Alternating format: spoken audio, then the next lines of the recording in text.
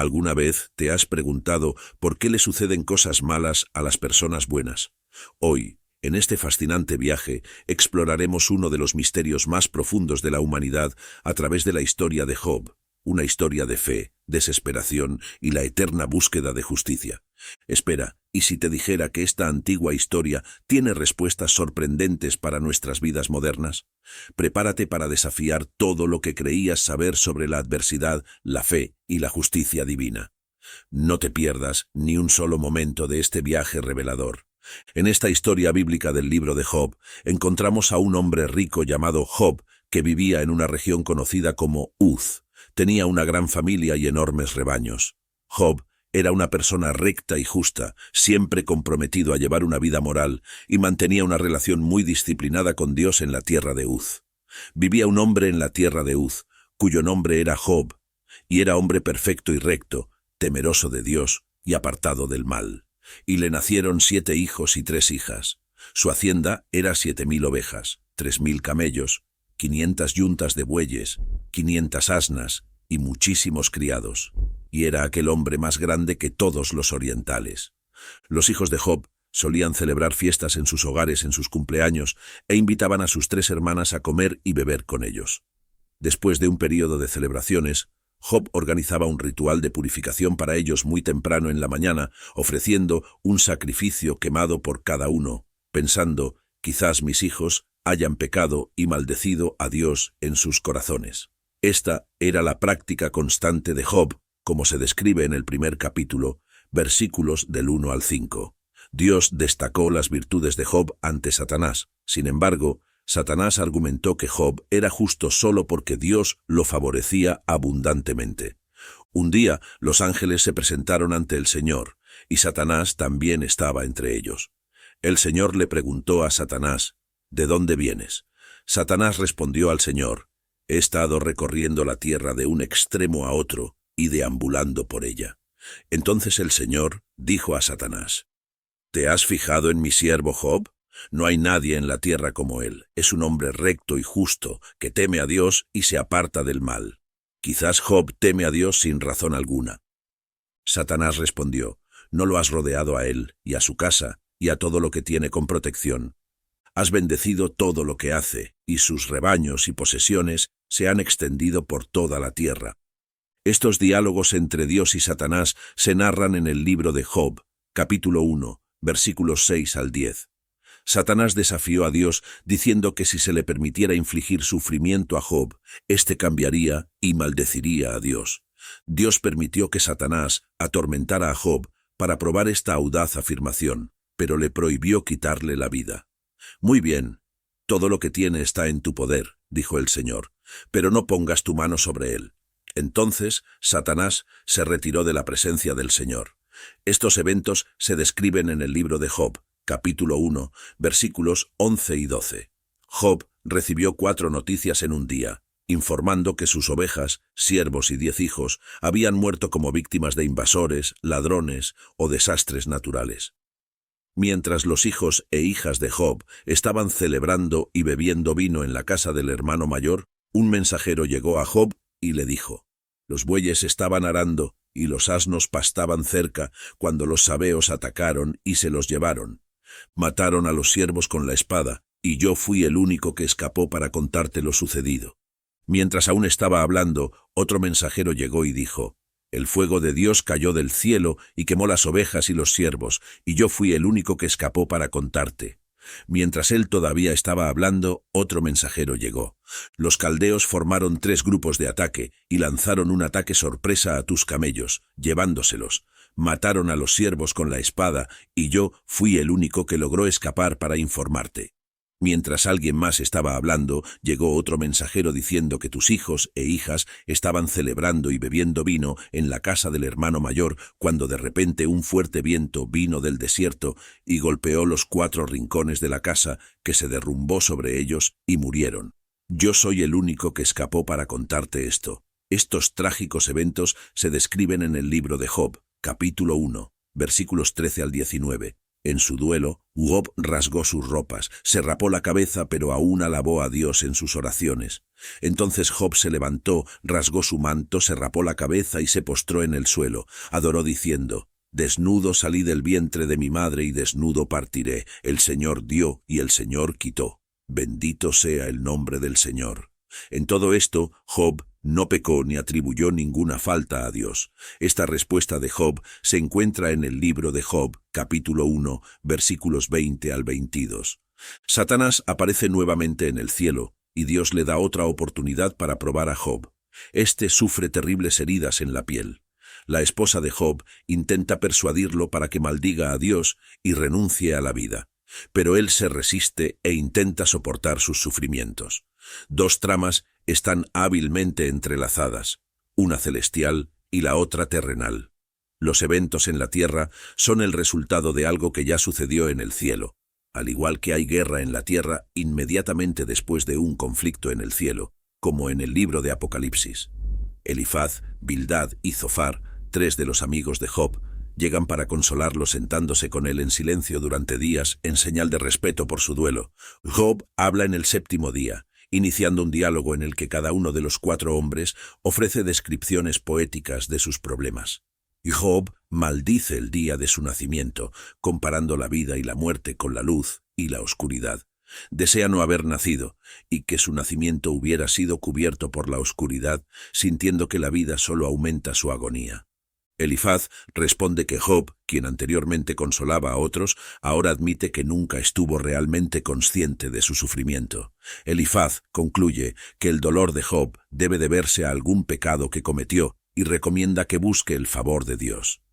Bildad y Zofar están de acuerdo en que Job debe haber cometido algún mal para provocar la justicia de Dios y argumentan que debería tratar de demostrar un comportamiento más inocente. Bildad asume que los hijos de Job trajeron la muerte sobre sí mismos. Peor aún, Zofar insinúa que cualquier error que Job haya cometido merecería mucho más dolor del que recibió. Job reacciona a cada uno de estos comentarios tan irritado que llama a sus simpatizantes médicos inútiles, que enmascaran su ayuda con mentiras, como se describe en el libro de Job, capítulo 13, versículos 1 al 4. Job cuestiona por qué Dios juzga a las personas según sus acciones cuando fácilmente podría corregir o perdonar esos actos. Job está perplejo sobre cómo un ser humano puede satisfacer plenamente la justicia de Dios, dado que los caminos de Dios son misteriosos y están más allá del entendimiento humano. Los humanos no pueden convencer a Dios con sus palabras. Dios no se deja engañar y Job admite que ni siquiera sabe lo suficiente como para presentar su caso ante Dios. Job anhela a alguien que pueda mediar entre él y Dios para que no sea condenado al Sheol, el inframundo. Job cree que en el cielo hay un testigo o redentor que testificará en su nombre. Su integridad se expresa en el capítulo 19, versículo 25. Yo sé que mi Redentor vive y que al final se levantará sobre la tierra. Y en el capítulo 16, versículo 19. Ahora mi testigo está en el cielo, mi abogado está en las alturas. El sufrimiento se vuelve insoportable para Job y se vuelve amargado, ansioso y temeroso. Lamenta la injusticia de Dios al permitir que los malvados prosperen mientras él y otros honestos sufren. Job quiere enfrentarse a Dios y protestar, pero no puede encontrarlo físicamente. Piensa que la sabiduría está oculta de la humanidad, pero decide buscarla temiendo a Dios y evitando el mal. Finalmente, Dios interviene en el diálogo divino en la primera ronda de discursos. Job le pide a Dios varias veces que hable con él, y su deseo es respondido en 2 ocasiones, cuando Dios habla con Job. Esto sucede en medio de una tormenta. Hay cierto humor en la forma en que Dios se dirige a él. Dios le recuerda a Job que es el creador de todo, repasando su impresionante actividad de crear y sostener el mundo, preguntándole a Job si podría igualar ese trabajo. Termina preguntando si Job está en posición de juzgar, diciendo que es impertinente que Job crea que Dios debería explicarse a él. Job se siente muy pequeño. Finalmente responde: no soy digno. ¿Cómo puedo responderle? Pongo mi mano sobre mi boca. Hablé una vez, pero no tengo respuesta. 2 veces, pero no diré más. En el segundo encuentro, Dios no habla de sí mismo como creador, sino de 2 de sus criaturas. El discurso está lleno de humor una vez más. Le pregunta a Job sobre sus pensamientos respecto al hipopótamo Behemoth y al cocodrilo Leviatán, como si estas increíbles bestias tuvieran las respuestas a los grandes problemas de la vida. Se le recuerda a Job que no puede entender a Dios ni al mundo animal, y mucho menos al mundo moral. El punto principal de Dios es: ¿por qué estás tratando de discutir conmigo? Job responde que Dios es omnisciente y que ningún plan suyo puede ser frustrado. Después de su encuentro con Dios, Job se da cuenta de que cuestionar a Dios fue inapropiado y se arrepiente profundamente. A pesar de que el encuentro con Dios es humillante para Job, aborda el núcleo del problema de Job al reconectar con Dios. El diálogo ofrece un clímax magnífico e inesperado para el libro. En el epílogo, el texto cambia de poesía a prosa, ya que Job acepta que no debería culpar a Dios por sus interacciones con él. Dios restaura a Job sus hijos, 7 hijos y 3 hijas, así como sus propiedades, camellos y rebaños de ovejas, haciéndolo mucho más rico y más feliz que antes. Como siervo de Dios, Job es rehabilitado. Por otro lado, los 3 amigos de Job son severamente reprendidos por Dios, ya que ninguno habló correctamente acerca de Job, indicando que no debemos citar sus discursos como si fueran verdades. El texto también destaca una diferencia significativa entre la comprensión judía y la cristiana del libro de Job. Los judíos del Antiguo Testamento no podían ver los problemas de la vida temporal a la luz de la eternidad. Sentían que la justicia de Dios debía ser vista en esta vida, ya que tanto las personas buenas como las malas iban al mismo destino, el Sheol, un lugar de existencia sombría donde descansan los espíritus quebrantados. Por otro lado, los cristianos tienen una perspectiva completamente diferente sobre el sufrimiento actual, ya que ven la visión más amplia del cielo a la luz de la obra de Cristo. El sufrimiento en este mundo palidece en comparación con la vida que nos espera en el cielo. Por lo tanto, solo hay indicios de vida después de la muerte a lo largo del libro de Job. En un momento, Job declara que encontrará. El libro de Job aborda 2 tramas principales, la trama divina y la terrenal. Comienza con la trama celestial, con la reunión de Dios en el cielo con Satanás. Satanás era un ángel cuya función era informar sobre los pecados. Era el abogado acusador de Dios, que viajaba por la tierra para informar a Dios sobre cómo eran los seres humanos en la época de Job. Satanás se había vuelto tan cínico que no creía que nadie pudiera amar a Dios por Dios mismo. Creía que la gente solo amaba a Dios por lo que Él les podía proporcionar. Así, se desarrolla un debate entre Dios y Satanás, con Satanás argumentando que Job lo ama a él, no por ninguna bendición que haya recibido. Dios afirma que la respuesta de Satanás es cínica, argumentando que si Dios le quitara las bendiciones a Job, blasfemaría contra Dios, al igual que cualquier otra persona. Como resultado se produce la apuesta divina. La tensión es esencial en cualquier buen drama. Job no es consciente de la apuesta divina, mientras que el lector sí lo está. La prueba sería inútil si él supiera. Este encuentro nos enseña verdades valiosas sobre Satanás. En primer lugar, sugiere que no puede estar en 2 lugares al mismo tiempo y no tiene la omnipresencia de Dios. La trama humana, el debate entre Job y sus compañeros, ocupa la mayor parte del libro. Ya que Job está sufriendo más que otras personas, es la pregunta central abordada. Hay 2 puntos de vista entre los amigos. Están seguros de que el sufrimiento de Job se debe a su pecado. Job está convencido de que no está pecando y protesta su inocencia. El intercambio está lleno de suspenso, ya que el lector sabe que Job tiene razón.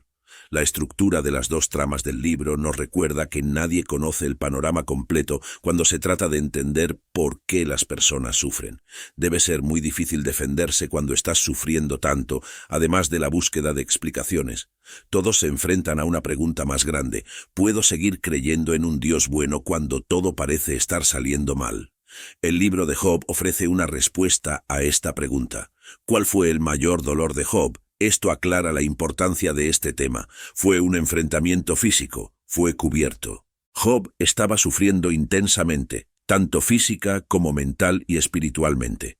Su apariencia física lo había convertido en un paria social, enfrentando el rechazo y burlas de la comunidad. Además, sufría mentalmente al no comprender por qué le estaban sucediendo estas cosas, especialmente cuando no parecía haber nada en su pasado que lo justificara. Su angustia, Espiritual era aún mayor, sintiéndose distante de Dios y clamando por su presencia. Este distanciamiento de Dios era su mayor dolor. El sufrimiento se vuelve más angustiante cuando creemos que Dios está distante e indiferente. Sin embargo, cuando Job finalmente logró hablar con Dios, las cosas no sucedieron como él esperaba. Desde la perspectiva cristiana, el libro de Job puede ser visto en el contexto del Nuevo Testamento, donde Dios permitió que Satanás causara la muerte de Jesús en la cruz, y el mismo Hijo preguntó, al igual que Job, «Dios mío, ¿por qué?».